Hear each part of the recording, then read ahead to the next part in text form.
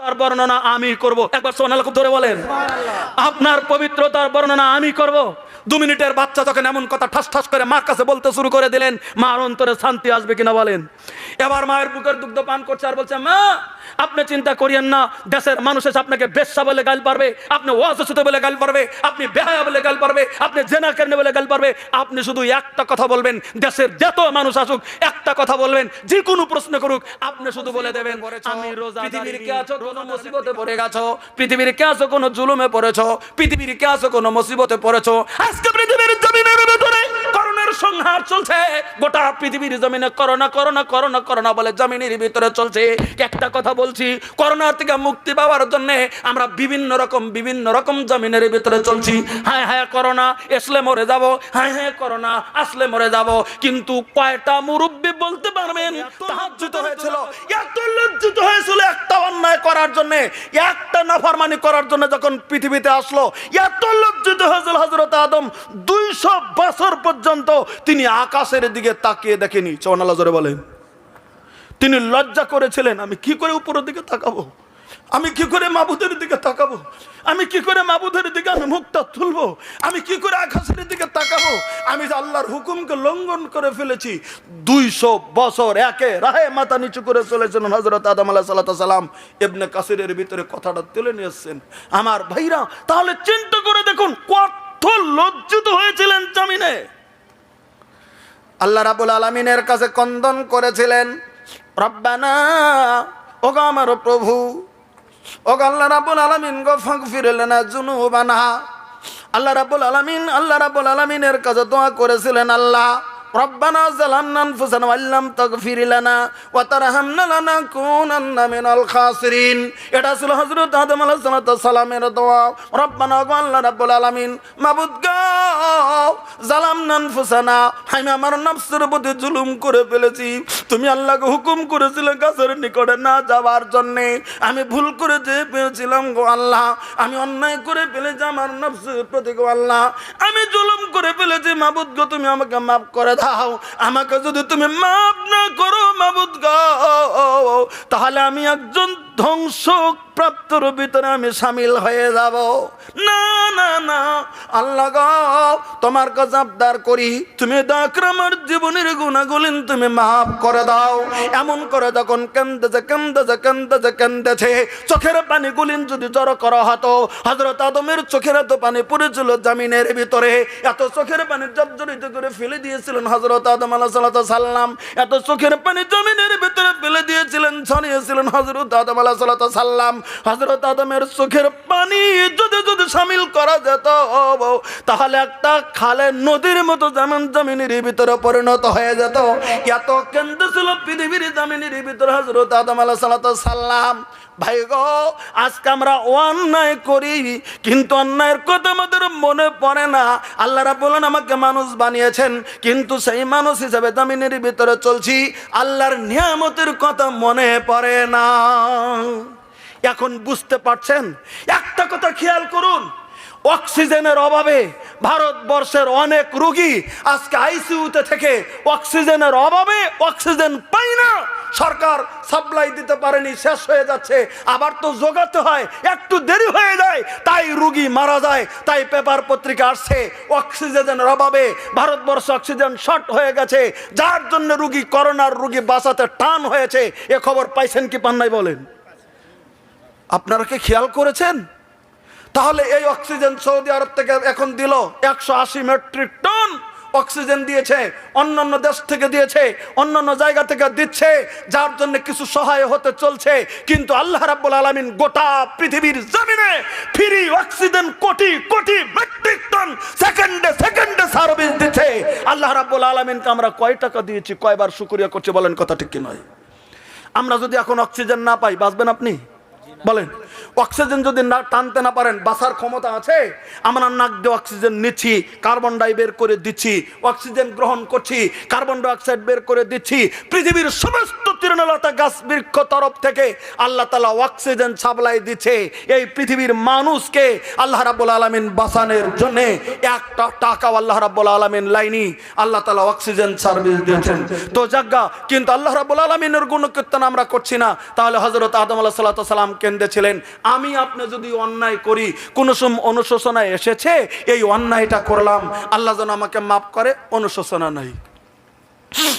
আমার ভাইরা, আমি তাই বলতেছিলাম, বলে কি হযরত আদম আলাইহিস সালাম এমন করে ক্রন্দন করতে করতে আল্লাহ রাব্বুল আলামিন তাকে খবর পাঠিয়ে দিলেন, আদম এমন কেন্দ্রছো তুমি পৃথিবীর জমিনের ভিতরে, আমি আল্লাহ রাব্বুল আলামিন তোমার চোখের পানি গ্রহণ করে তোমার জীবনের গুনাহ আমি আল্লাহ রাব্বুল আলামিন মাফ করে দিলাম। একবার সুবহানাল্লাহ বলেন।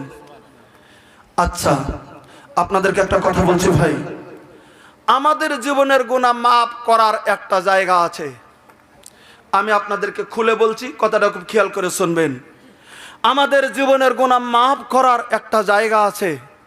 বলবেন সেটা কখন? যে কোনো মুহূর্তে আপনি আল্লাহর কাছে মাফ চাবেন, আল্লাহ মাফ করবে। সুবহানাল্লাহ জোরে বলেন। এটা তো আছে, তার উপরে একটা সময় আছে যখন আল্লাহ আমাকে আপনাকে ডাকে। বলবেন আমাকে আপনাকে কখন ডাকে আল্লাহ? সহিহ বুখারী শরীফ খুলুন, আল্লাহ রাব্বুল আলামিনের নবী বলেন, যখন নাকি প্রত্যেকটা রাত্রি, এই যে রাত্রি যাচ্ছে, প্রত্যেকটা রাত্রির যখন 3 ভাগ করবেন, একটা রাত্রিতে কয় ভাগ করবেন? 3 ভাগ। 3 ভাগ করার পরে আপনি 2টা ভাগ ছেড়ে দিয়ে দেবেন। একটা রাত্রিকে 3 ভাগ করলে একটার নাম হবে প্রথম রাত্রি, মধ্য ভাগটা হবে মধ্যরাত্রি, আর যেটা শেষে থাকবে ওই রাত্রির নাম হবে শেষ রাত্রি। বলেন কথা ঠিক কি নয়? শেষ রাত্রি যখন চলে আসবে জমিনের ভিতরে, আল্লাহ রাব্বুল আলামিনের নবী বলেন, ইয়ানজুলু তাবারাকা ওয়া তাআলা হিনা ইয়াবকা মিন সুলসাল লাইলিল আখির ইলাস সামাa'id দুনিয়া। আল্লাহ রাব্বুল আলামিন আর নবী বললেন, পৃথিবীর সাহাবা কেরাম তোমরা শুনে নাও, প্রত্যেকটা রাত্রিতে যখন শেষ রাত্রি হয়ে যায়, প্রথম 2 ভাগ ছেড়ে দেওয়ার পরে যখন শেষ রাত্রিটা চলে আসে পৃথিবীর জমিনে, স্বয়ং আল্লাহ রাব্বুল আলামিন তার আরশ থেকে এই যে প্রথম আসমান দেখতেছি, এই প্রথম আসমানের ভিতরে আল্লাহ রাব্বুল আলামিন নাজিল হয়ে যায়। প্রথম আসমানে আল্লাহ রাব্বুল আলামিন নাজিল হওয়ার পরে আল্লাহ রাব্বুল আলামিন পৃথিবীর সমস্ত মানুষকে ডাক দিয়ে 3টা বাক্য বলে। কটা বাক্য বলে ভাই? 3টা বাক্য বুখারীতে আছে। আল্লাহ রাব্বুল আলামিন 3টা বাক্য বলে। 1 নম্বর বাক্য বুখারীতে আছে, আল্লাহ রাব্বুল আলামিনের নবী সাল্লাল্লাহু আলাইহি ওয়াসাল্লাম বললেন, আল্লাহর কথাটা বলে দিলেন। বলে কি?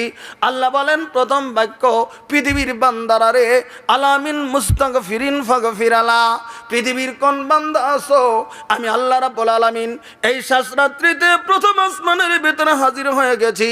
আমার পৃথিবীর কোন বান্দা আছো রে পৃথিবীর জমিনে, আলামিন মুস্তাগফিরিন, আমার কাছে জীবনের গুনাহ মাফ চানেওয়ালা, আমার কাছে জীবনের গুনাহ মাফ চাওয়ার মতো ব্যবস্থা আজকে জমিনের ভিতরে তুমি হাতটা তুলে দাও। আমার কাছে যদি তুমি জীবনের গুনাহ মাফ চাও, আমি আল্লাহ তাআলা প্রথম আসমানে হাজির হয়ে গেছি।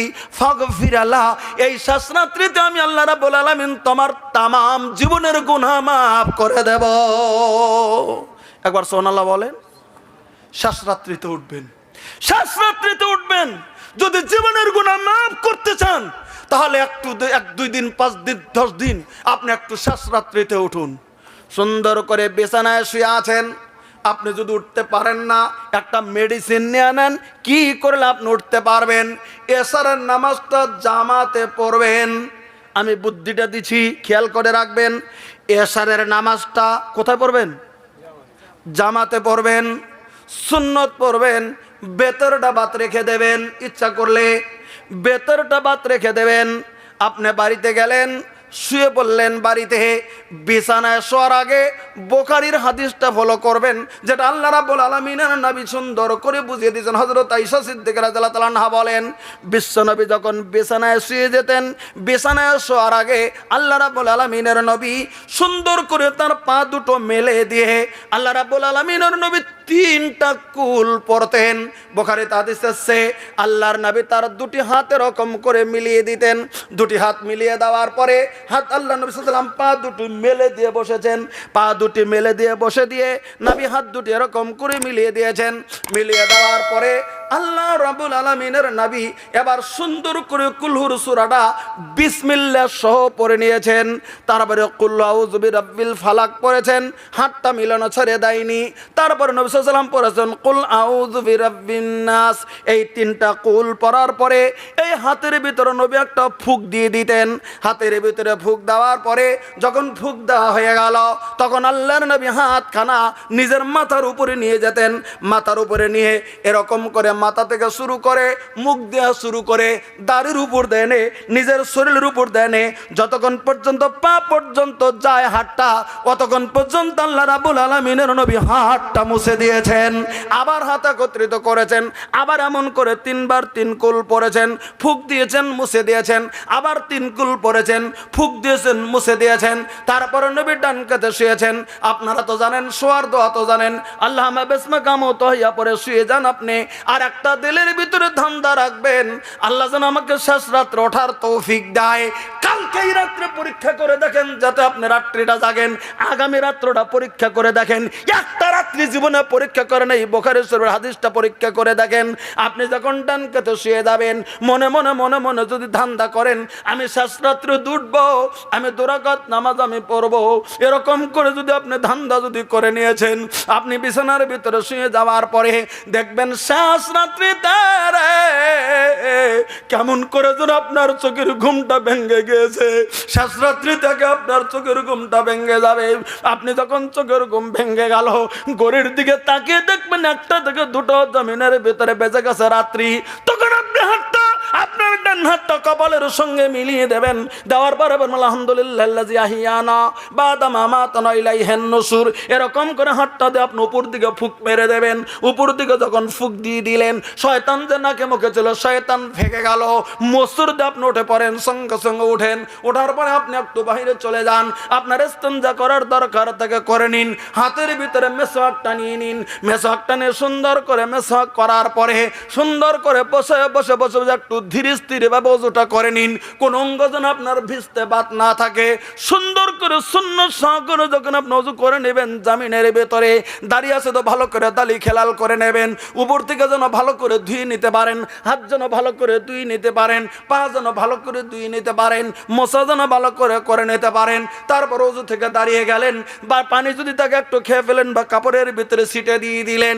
তারপরে যখন আপনি দাঁড়িয়ে গেলেন, খোলা ময়দানে আকাশের ভিতরে একবার তাকিয়ে দেখেন, আকাশের ভিতরে একবার তাকান। তখন আপনি একটা দোয়া পড়বেন, যেটা সূরা আল ইমরানের ভিতরে রয়েছে। 5টা আয়াত রয়েছে। 5টা আয়াত আপনি তেলাওয়াত করার চেষ্টা করবেন যদি মুখস্থ থাকে। একটা সর্বপ্রথম আয়াত হচ্ছে ইন্না ফি খালকিস সামাওয়াতি ওয়াল আরদি ইখতিলাফিল লাইলি ওয়ান নাহারি লাআয়াতিল লিউলিল আলবাব। এখান থেকে শুরু করে নিয়ে সিরিয়াল 5টা আয়াত আপনি পড়বেন। 5টা আয়াত পড়ার পরে আপনি আবার রুমের ভিতরে চলে যান। রুমের ভিতরে চলে যাওয়ার পরে আপনি আবার জায়নামাজে সুন্দর করে জামিনের ভিতরে আপনি দাঁড়িয়ে যান। জায়নামাজে দাঁড়িয়ে যাওয়ার পরে মনে মনে মনে মনে মনে মনে ভাববেন, মাবুদ গো, এই শেষ রাত্রিতে তুমি না প্রথম আসমানে চলে এসেছো। আমি তোমাকে রাজি খুশি করার জন্যে, আমি তোমাকে সন্তুষ্টি করার জন্যে এই শেষ রাত্রিতে সমস্ত মানুষ পৃথিবীর ঘুমিয়ে গেছে, সমস্ত মানুষ ঘুমিয়ে, আমি উঠে এসেছি গো আল্লাহ। মাবুদ গো, আমার তোমার শুকরানা হিসেবে আমি নামাজের ভিতরে দাঁড়িয়ে গেছি। আপনি যতটুকু লম্বা জানেন, আপনি জামিনের ভিতরে নামাজে দাঁড়িয়ে আপনি কেরাতটা শুরু আলহামদ সূরাটা ভালো করে পড়ে নেন। তারপরে যতটুকু সূরা আপনার জানা আছে, ছোট হোক বড় হোক, যা আপনি জানেন আপনি তেলাওয়াত করেন। তেলাওয়াত করার পরে রুকুতে চলে যান। কিন্তু রুকুতে গেলে আপনি মুরগির মতো রুকুটা করবেন না, মুরগির ঠোকরের মতো রুকু সেজদা করিয়েন না। আপনি যখন রুকুতে যাবেন, আপনার মাথাটা আপনার পিঠের সঙ্গে সুন্দর করে আপনি হাঁটুটা সুন্দর করে ধরে আপনি একবার আপনি রুকুতে চলে যান, অন্তত কোনো দোয়া যদি নাও জানেন, সুবহান রাব্বিল আযীম তো জানা আছে, একবার, দুবার, তিনবার, পাঁচবার, 10 বার, 50 বার, 100 বার, যতটুকু সম্ভব আপনি পড়েন। তারপরে সামি আল্লাহু লিমান হামিদাহু মাথাটা আবার তুলে দেন। তারপরে আপনি সুন্দর করে দাঁড়িয়ে অন্তত যে দোয়াটা পড়ে তারপরে সেজদায় চলে যান। সুবহান রাব্বিল আলা তো জানা আছে, আপনি পড়ে নেন, এমন করে 2 সেজদা দিয়ে দেন। তারপরে আপনি ওঠেন, এরকম করে 2 রাকাত নামাজ পড়ে আপনি অভ্যাস করুন 4 রাকাত, 8 রাকাত, 5 রাকাত পড়তে। অন্তত প্রথম যদি খুব বার্ডেন হয়ে যায়, আপনি 2 রাকাত নামাজ পড়ে মহান মাবুদের দরবারে আপনি হাতটা তুলে দেন। মাবুদ গো, আমি অদম জমিনের ভিতরে, আমি গুনাহগার জমিনের ভিতরে, আমি পাপী জমিনের ভিতরে পাপ করতে করতে পাপের সাগরের ভিতরে ডুবে গেছি। ও মাবুদ, আমার জীবনের গুনাহ মাগফিরাতের জন্য এই শাস্ত্রাত্রে হাত তুলে দিয়েছি, আমি চোখের পানি জমিনের ভিতরে ফেলতেছি। মাবুদ গো, তুমি দয়া করে আমার জীবনের গুনাহ মাফ করে দাও।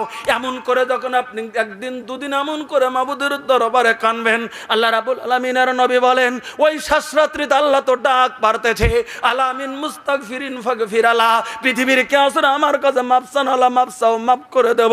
আল্লাহর ডাকের সঙ্গে আপনার মুখের দোয়া যখন জমিনের ভিতরে মিলে যাবে, আল্লাহ রাব্বুল বলেন আমার আপনার तमाम জীবনের গুনাহ আল্লাহ রাব্বুল আলামিন মাফ করে দেবে। আমি পরিষ্কার হয়ে গেলাম, আপনি পরিষ্কার হয়ে গেলেন পৃথিবীর জমিনের ভিতরে। আল্লাহ যদি মাফ করে দেয়, দ্বিতীয়বার আল্লাহ রাব্বুল আলামিন ডাক দিচ্ছেন, আলামিন মুস্তারজিকিন ফারজুকা, পৃথিবীর কে আছো আমার কাছে রিজিক চানেওয়ালা, আমার কাছে হালাল রিজিক চানেওয়ালা। পৃথিবীর জমিনের ভিতরে রিজিক চানেওয়ালা কে আছেন? হালাল রিজিক চান মাবুদের দরবারে। মাবুদ গো, আমাকে আপনি রিজিক দান করেন, পৃথিবীর কোথাও আমি চাইবো না, তুমি আমাকে সৃষ্টি করেছো মাবুদ গো, তুমি তো রিজিক দেনাওয়ালা, তুমি আমাকে রিজিক দান করে দাও, হালাল রিজিক তুমি দান করো। আল্লাহ রাব্বুল আলামিন যে কোনো উসিলাতে আপনার আমার বাড়িতে আল্লাহ রাব্বুল আলামিন রিজিক পৌঁছে দেবে। সুবহানাল্লাহ, জোরে বলেন। আমার ভাইরা একটা কথা বলেন, আজ থেকে 30 বছর আগে এই কাটিহারের মাটিতে অভাব ছিল না আজকের মতো সুখ ছিল? অভাব ছিল। মানুষ বাড়ছে, অভাব কমছে না বাড়ছে? জোরে বলবেন। মানুষ বাড়ছে, অভাব কমছে। মানুষ বাড়লে অভাব বাড়ার কথা ছিল। একই গ্রামে 50 ঘর ছিল, মানুষ তো তখন কম ছিল। এখন একই গ্রামে 50 ঘরের জায়গায় 200 ঘর হয়ে গেছে, তাহলে অভাব বাড়ার কথা ছিল। আল্লাহ বললেন না না, তাকে আমি আল্লাহ রাব্বুল আলামিন পৃথিবীর জমিনের ভিতরে সৃষ্টি করে পাঠিয়েছি, রিজিকের জিম্মাদার আমি আল্লাহ রাব্বুল আলামিন নিয়ে নিয়েছি। নারায়ে তাকবীর। রিজকির জিম্মাদার আল্লাহ নিয়েছেন। মানুষ বাড়ছে, আল্লাহ তাআলা অভাবও কমিয়ে দিয়েছে। বলেন কথা ঠিক কিনা? সুখ বাড়ছে। আজ থেকে 20-30 বছর আগে আজকে যেমন ইফতারের যদি আইটেম শুধু করেন, নিজের বাড়িতে যদি ইফতার করেন, কেউ খেজুর কিনেছেন, কেউ নাসখির বানিয়েছেন, কেউ শশা কেটেছেন, কেউ বুট সিদ্ধ করেছেন, তার ভিতরে মুড়ি দিয়েছেন, তার ভিতরে কোনো সময় তরমুজ কেটেছেন, এই যে বিভিন্ন আইটেম, আবার থাল কিনে এনেছেন। আগে তো থাল তো দূরের কথা, এগুলো আইটেম কোথায় পাবে? পান্তার পানি দিয়ে কোনো মতে ইফতার করা পর্যন্তই সার ছিল। পানি দিয়ে মানুষ ইফতার করেছে। এখন পানি দিয়ে ইফতার নাই, স্ট্যান্ডার্ড খেজুর চলছে, স্ট্যান্ডার্ড সবজি স্ট্যান্ডার্ড জিনিস চলছে, তারপরে খাওয়া দাওয়া ভালো চলছে, সারা মাস মানুষ ভালো খাচ্ছে।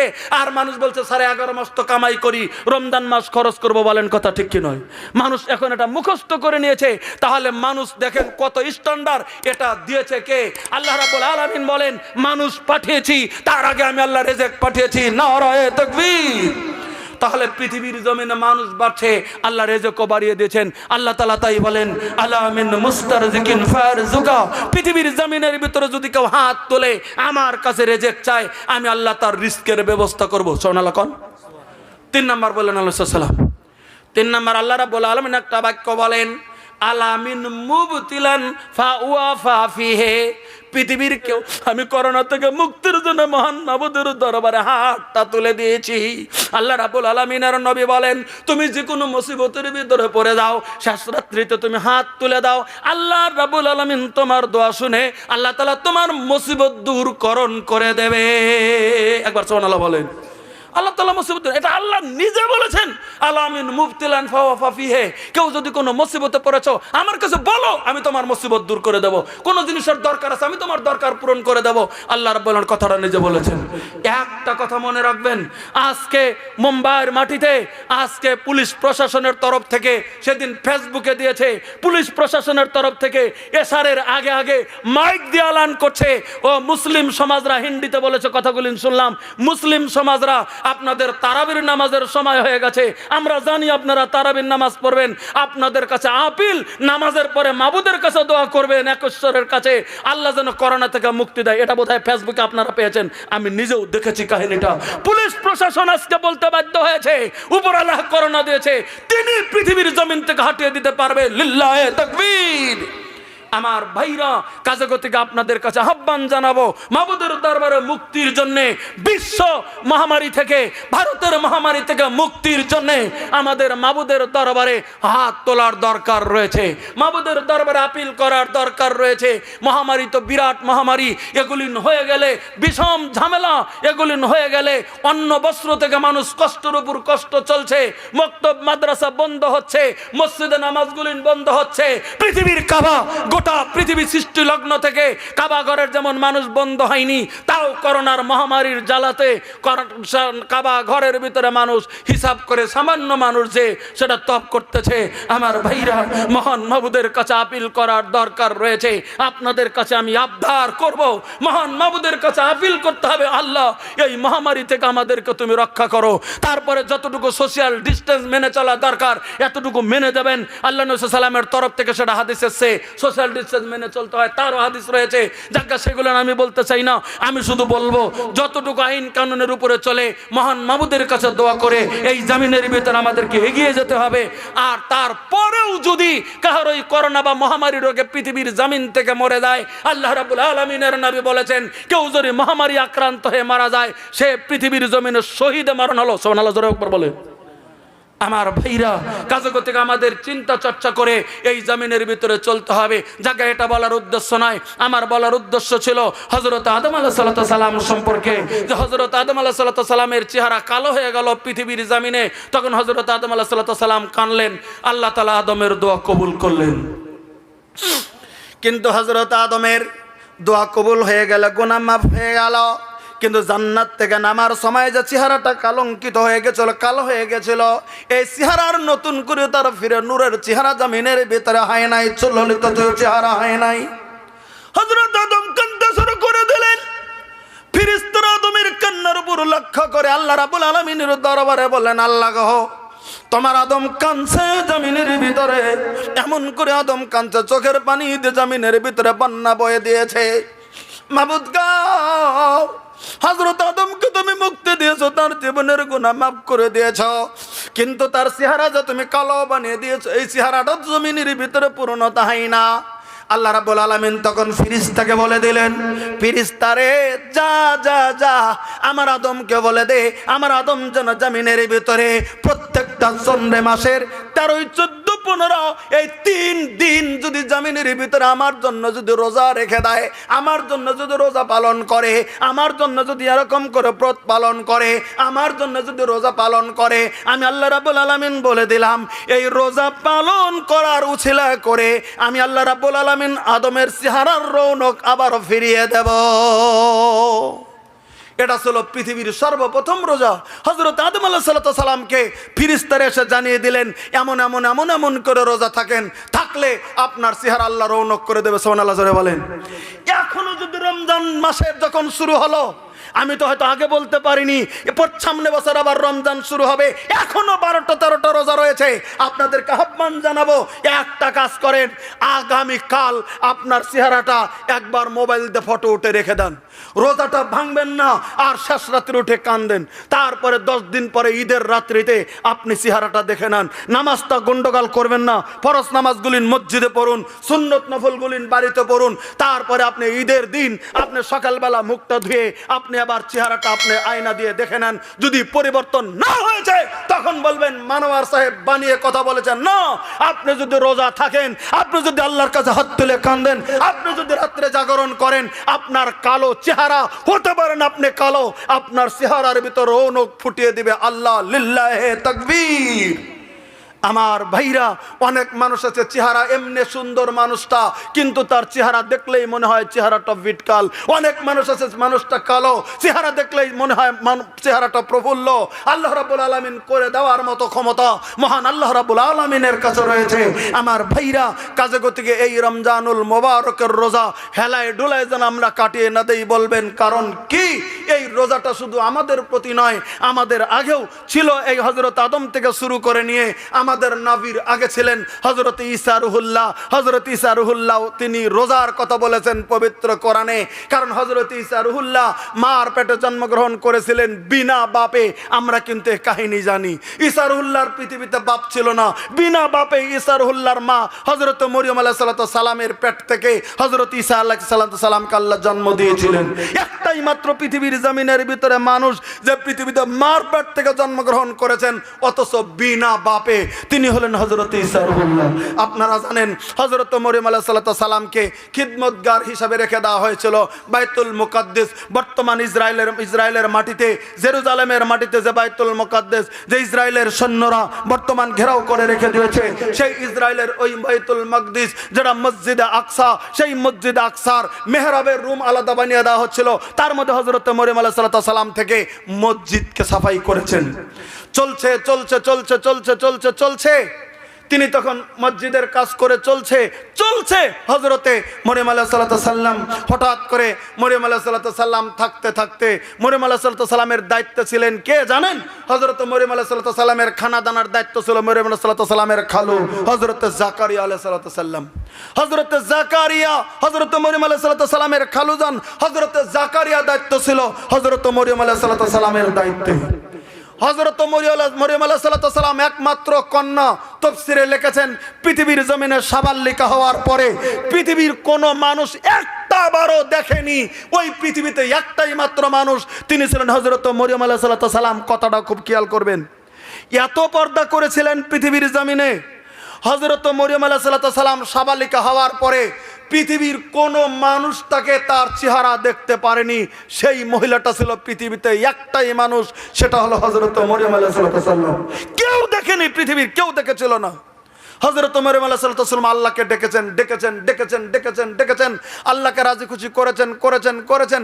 এত রাজি করলেন আল্লাহ হযরত মরিয়ম আলাইহিস সালামকে, যেমন আল্লাহ এত রাজি হয়ে গেলেন মরিয়ম আলাইহিস সালামের খালুজান একদিন খাদ্য দিতে ভুলে গেলেন। হযরত মরিয়ম আলাইহিস সালামের রুমে যে খাদ্য দেবেন তার খালু হিসাবে পৌঁছে দেবেন, তিনি বা কোন বা কাজে চলে গেছেন, আর মরিয়ম আলাইহিস সালামের রুমে খাদ্য পৌঁছাতে পারছেন না, মনে নাই বা দেয়নি, তিনি একটু দূরে চলে গেছেন হযরত মরিয়ম আলাইহিস সালামের রুমে। অন্য মানুষ তো যাওয়ার পারমিশন নাই, তো কে দেবে? কেউ জানে না মরিয়মকে খাদ্য দিতে হবে, দেয়নি। হযরত মরিয়ম আলাইহিস সালাম দেখলেন যে টাইমে খালুজান খাদ্য দিয়ে যায় এ টাইমে আর খালু আসেনি। হযরত মরিয়ম এক চুল পরিমাণ ঘাবড়লেন না। উনি বললেন আমি তো দোয়া করি, আমি তো আদেশ মানি মাবুদের, আমি তো যাকে মানি তিনি আমাদের আমার মাবুদ, আমি আমার মাবুদের কাছে চাবো, খালু কোথায় আছে আমার দরকার নাই। তিনি তাই মাবুদের কাছে করতে লাগলেন, আবদার করতে লাগলেন, আমার কোনো ডর নাই আল্লাহ, তুমি তো আছো, আমার খালু আসেনি কি হয়েছে, আমার কোনো ভয় নাই, তুমি তো আছো। এরকম করে যখন আল্লাহর কাছে মোনাজাত করতে লাগলেন, আল্লাহ বললেন জিবরিল দেরি করিস না। হযরত মরিয়ম তার খালুর ভরসা করেনি, আমার প্রতি 100% ভরসা করে আমার কাছে ডাকতেছে, তাও রুম থেকে বের হয়নি। হযরত জিবরিল তুই যা, জান্নাতের ভিতরে থেকে অসময়ের ফল হযরত মরিয়মের রুমের ভিতরে তুমি হাজির করে দাও। নারায়ে তাকবীর। হযরত জিবরিল অসময়ের জান্নাতের ফলগুলি মরিয়মের রুমের ভিতরে এসে দিয়ে বলে গেলেন, মরিয়ম তুমি তো আল্লাহর প্রতি ভরসা করেছো, আল্লাহ তোমাকে তাই ঠকায়নি, তুমি আল্লাহকে ডেকেছো, আল্লাহ তোমার জন্য খাদ্য দিয়ে গেল। সুবহানাল্লাহ জোরে বলেন। একটা মরিয়ম রুমের ভিতরে আছে, পৃথিবীর কেউ নাই। হযরত জিবরিল ডাইরেক্ট ফল দিয়ে চলে গেলেন। হযরত মরিয়মের খালু হঠাৎ করে দেখতে পারে, মনে পড়ে আমি তো মরিয়মকে ছেড়ে চলে এসেছি, ওকে তো খাদ্য দেওয়ার কথা কাউকে বলিনি, মনে হয় না খেয়ে মেয়েটা মারা গেছে। এবার যখন 2-3 ওয়াক্ত পরে যখন হযরত মরিয়ম আলাইহিস সালামের খালু হযরত জাকারিয়া যে দায়িত্বশীল তিনি যখন খাদ্য নিয়ে চলে গেছেন, মরিয়মকে ডাক দিয়েছেন, মরিয়ম। মরিয়ম দরজা যখন ঘুচিয়ে দিয়েছে মেহরাবের, বলে তুমি কি বেঁচে আছো? হ্যাঁ বেঁচে আছি। বলে ঢুকেই দেখতেছেন বিভিন্ন ফলমূল রুমের ভিতরে ঝুলানো আছে। হযরত মরিয়মকে জিজ্ঞাসা করেছিলেন, মরিয়ম এগুলিন ফল কে দিল? হযরত মরিয়ম জবাব দিয়েছিলেন, আল্লাহ দিয়েছে। নারায়ে তাকবীর। মরিয়মের রুমে আল্লাহ খাদ্য দিতে পেরেছেন। মরিয়ম ডেকেছিলেন বলে আমরা যদি আল্লাহকে ডাকি আমাদেরকে আল্লাহ খাদ্য দিতে পারবেন। ডাইরেক্ট যদি জান্নাত থেকে রুমে ফলমূল নাও দেয়, এমন একটা উসিলা হয়ে যাবে আমার আপনার বাড়িতে ফলমূল চলে আসবে। নারায়ে তাকবীর। বিহারের মাটিতে ছোট ছোট মাদ্রাসা, ছোট্ট ছোট্ট বাচ্চারা লেখাপড়া করে, কোরআনের তালিম করে। আপনারা খাক না খাক আপনারা মসজিদ মাদ্রাসা মক্তবে দান করেন, আল্লাহ তাআলা কবুল করেছে বলেই আল্লাহ বলে দিয়েছেন বিহারের মাটিতে মানুষ বেশি বেড়েছে, বিহারের মাটিতে অনেক ছেলে মেয়ে বেড়েছে, বিহারের মাটিতে অনেক মানুষ হয়েছে, রিস্কের কমে গেছে। আমি আল্লাহ এমন একটা আবাদ দিয়ে দেব, ভুট্টার আবাদ মানুষের ব্রেনে দিয়ে দিল, এমন আবাদ তুমি করো তোমাদের অভাব থাকবে না। বিহারের মাটিতে আজকে অভাব নাই, আজকে ভুট্টার আবাদ করে সবারই আবাদ সচ্ছল, সবার সংসার সচ্ছল। না খাওয়া মানুষ বিহারের মাটিতে নাই, যে না খেয়ে মানুষ মারা গেছে এমন অভাব বিহারের গ্রাম গ্রাম তন্ন তালাশ করে দেখেন, না খাওয়া মানুষ খুব কম আছে। বলেন কথা ঠিক কি নয়? না খেয়ে মানুষ মারা যায় এই রিপোর্ট নাই। অথচ 30 বছর আগে মানুষের সংখ্যা কম ছিল। 50 বছর আগে আপনারা যারা মুরব্বী আছেন বুকে হাত দিয়ে বলেন, অনেক মানুষের বাড়িতে খাবার থাকতো না, দাঁড়ে দাঁড়ে এসে ঘুরে বেড়াতো। বলেন কথা ঠিক কি নয়? ফকিরের পালা ধরেছে, দেওয়ার মতো ক্ষমতা ছিল না। পান্তা খাওয়ার জন্য, পান্তার পানি খাওয়ার জন্য মানুষটা লাইন ধরেছে। আর এখন যদি কোনো ফকির রাস্তা দিয়ে যায়, যদি বলেন এই তোমার 4 ভাত খাবা কি, আমার বাড়িতে 4 ভাত খেয়ে যাও, তখন ফকির জিজ্ঞাসা করবে কি দিয়ে ভাত?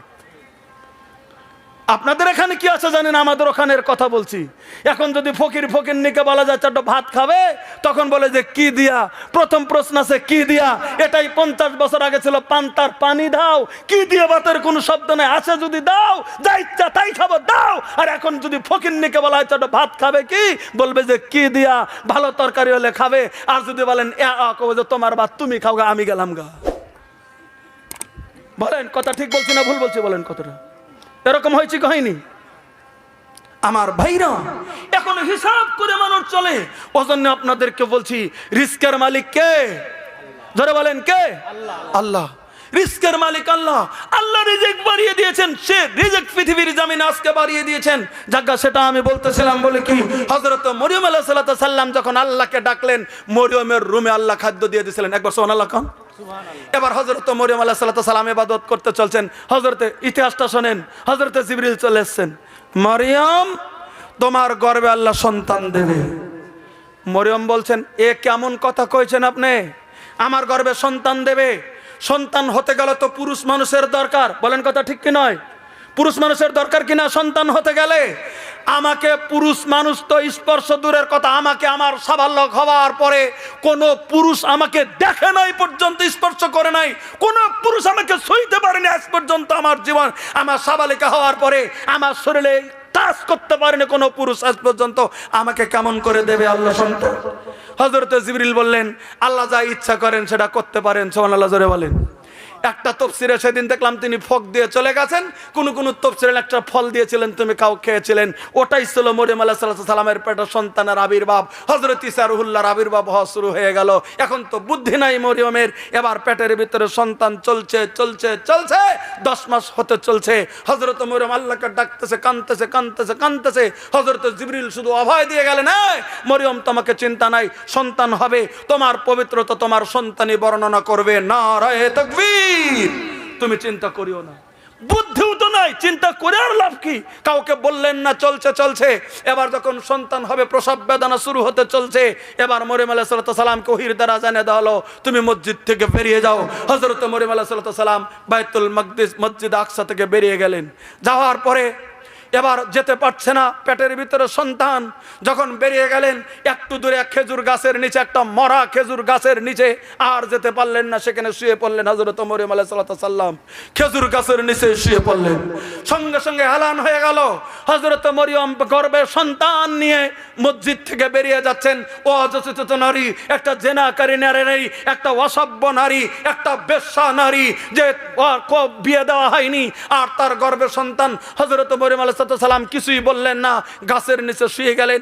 এদিকে গাছের নিচে যখন শুয়ে গেলেন, আল্লাহ মরিয়মকে শান্তি দেওয়ার জন্যে খেজুর গাছটা ছিল মরা। খুব কথাটা খেয়াল রাখবেন, খেজুর গাছটা ছিল মরা। যে খেজুর গাছের নিচে মরিয়ম শুয়ে পড়লেন, 2-4 মিনিটের ভিতরে খেজুর গাছটা তাজা হয়ে গেল। একবার সুবহানাল্লাহ কইবেন না?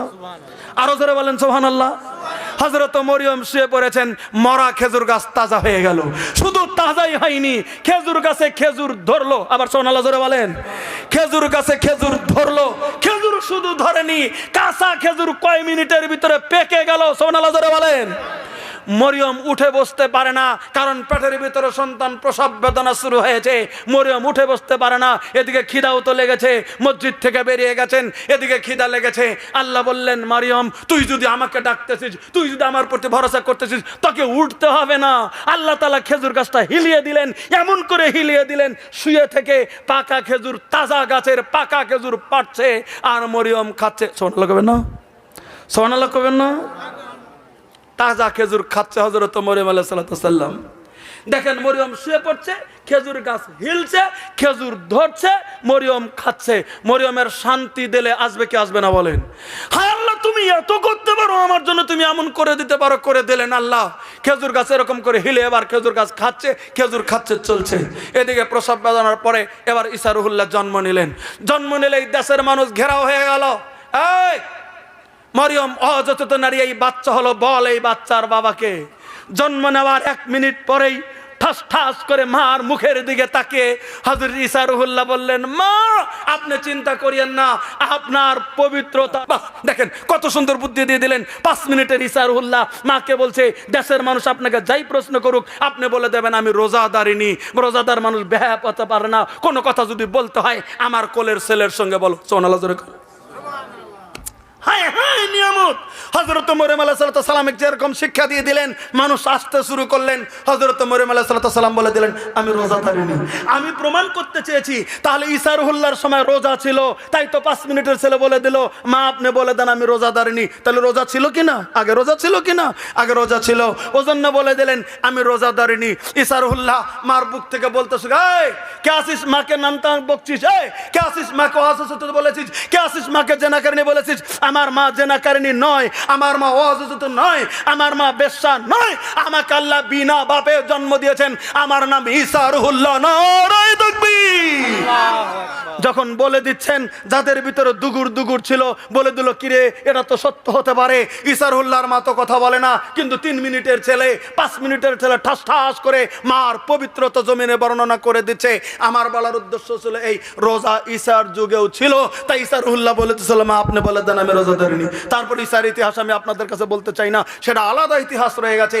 আমার ভাইরা শুধু বলতে চেয়েছিলাম, তাহলে আমাদের আগেও রোজা ছিল। তাই আল্লাহ রাব্বুল আলামিন আর নবী সাল্লাল্লাহু আলাইহি সাল্লাম বলেছেন, ইযা দাখালা রমজান ফুতিহাত আবওয়াবুস সামা।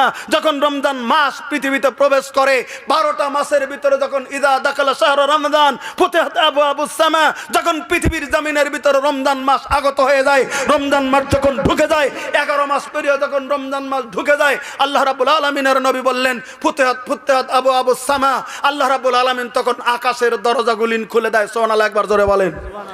এবার একটা প্রশ্ন আপনারা অবশ্যই করবেন, আকাশের দরজা খোলার কথা আল্লাহ নবী সাল্লাল্লাহু আলাইহি সাল্লাম বলেছেন, হাদিস বুখারীতে এসেছে আকাশের দরজা খোলার কথা বলেছেন। দ্বিতীয় রাওয়ায়াতে জান্নাতের কথা বলেছেন। তৃতীয় বাক্যতে বলেছেন জাহান্নামের দরজা বন্ধ করে দেওয়া হয়, শয়তানগুলিকে শিকলে বিদ্ধ করে দেওয়া হয়। অফি রাওয়ায়া ফুতিহাত আবওয়াবুর রাহমা, রহমতের দরজা খুলে দেওয়া হয়। এই 4টা বাক্য বুখারীতে প্রথম হাদিসের ভিতরে রয়েছে। আমি আপনাদের কাছে সেটা বলি না, আমি শুধু একটা কথা বলতে চাই, আকাশের দরজা খুলে দেওয়া হয় রমজান মাস আসলে। এবার আপনারাই যদি নিজে নিজেরা প্রশ্ন করেন, আকাশের দরজা খুললে কি হবে? জান্নাতের দরজা খুললে হয়ে গেল, আকাশের দরজাটা কি করব? 100% কনফার্ম মনে রাখবেন, আকাশের দরজা যদি আমার আপনার জন্য খোলা না থাকে, আপনার জান্নাতের আশা করা অবাস্তব। আমার ভাষা আপনারা বুঝতেছেন? ভাষা বোঝা যাইছে? বোঝা যাইছে? বোঝা যাইছে। মধ্যে একটা গান গায়া নেই, তারপরে কিছু মনটা ফ্রি হোক, তারপরে আর 2-4 মিনিট পরে মোনাজাত করব। মধ্যে একটা গান কই, তাহলে আপনারা একটু ফ্রি হয়ে যান। হ্যাঁ, একটা ছোট্ট বাচ্চা নিয়ে মা গান গেয়েছে। আমি আগেও বলেছিলাম আপনাদের কাছে, আজকেও বলি, একটা মহিলা ছিল পৃথিবীর জমিনে, তার খুব সুন্দর স্বামী নিয়ে সংসার করতে শুরু করে দিলেন। খুব সুন্দর সংসার শুরু করলেন পৃথিবীর জমিনে। সভ্য মহিলা সভ্য পুরুষের সঙ্গে বিয়ে হয়েছে পৃথিবীর জমিনে। পুরুষের সঙ্গে বিয়ে হলে কয়েকদিন যাওয়ার পরেই পুরুষটা বলছে, বিবি রে, আমাকে তো যেতে হবে, আমি ব্যবসাদার, তুমি তো জানো, আমাকে যেতে হবে দূরে ব্যবসা করতে, তবে তুমি সুন্দর করে সংসারটা চালিয়ে যাও। বিবি বলছে, স্বামী আপনি তো চলে যেতে চলছেন, আপনি কি একটু খুশখবরই জানেন? বলে, খুশখবরই কি? বলে, আমার পেটে কিন্তু সন্তান সম্ভবা জমিনের ভিতরে।